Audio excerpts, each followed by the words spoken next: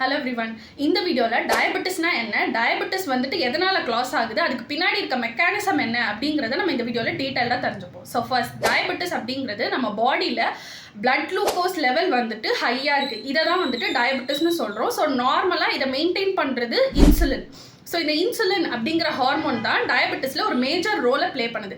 So இந்த insulin வந்து அதாவது பான்க்ரியாஸ் கணையம் அப்படிங்கிற ஒரு ஆர்கன்லேருந்து பீட்டா செல்ஸ்லேருந்து சுரக்கிற ஒரு ஹார்மோன் தான் இன்சுலின். இந்த இன்சுலினோட நார்மல் ஃபங்க்ஷன் என்ன அப்படின்னு பார்த்தீங்கன்னா, இப்போ நம்ம சாப்பிட்றோம், ஃபுட் எடுத்துக்கிறோம், நம்ம ஃபுட்டில் வந்துட்டு கார்போஹைட்ரேட் இருக்குது. அந்த கார்போஹைட்ரேட் கண்டென்ட் வந்து குளுக்கோஸாக கன்வெர்ட் ஆகுது. இந்த குளுக்கோஸ் வந்து நம்ம பிளட் சுகர் லெவலில் ஹையாக இருக்கும். ஸோ வந்து இந்த ஹையை வந்துட்டு இப்போ கம்மி பண்ணுறதுக்கு இன்சுலின் தான் ஹெல்ப் பண்ணும். ஸோ இப்போ இந்த இன்சுலின் வந்து ஒரு லாக் அண்ட் கீ மெக்கானிசம் மாதிரி. அதாவது நம்ம நார்மலாக நம்ம பாடிக்கு எனர்ஜி தேவை, அந்த எனர்ஜி ஒரு செல்லுக்குள்ளே போகணும், அதாவது நம்ம குளுக்கோஸ் வந்து செல்லுக்குள்ளே போகணும், அதுக்கு வந்து இன்சுலின் தான் ஹெல்ப் பண்ணுது.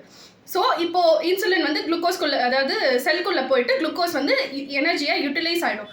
ஸோ இப்போ எக்ஸசிவாக இருக்க குளுக்கோஸ் வந்து லிவரில் போய் கிளைக்கோஜன் அப்படிங்கிற ஃபார்மில் வந்து ஃபியூச்சர் யூஸ்க்காக ஸ்டோர் ஆகிடும். ஸோ இந்த மெக்கானிசம் வந்து நார்மலாக நம்ம பாடியில் நடக்கிறது. ஸோ இந்த இன்சுலினை பேஸ் பண்ணி தான் டயபெட்டிஸை 4 டைப்ஸாக கிளாஸிஃபை பண்ணியிருக்காங்க.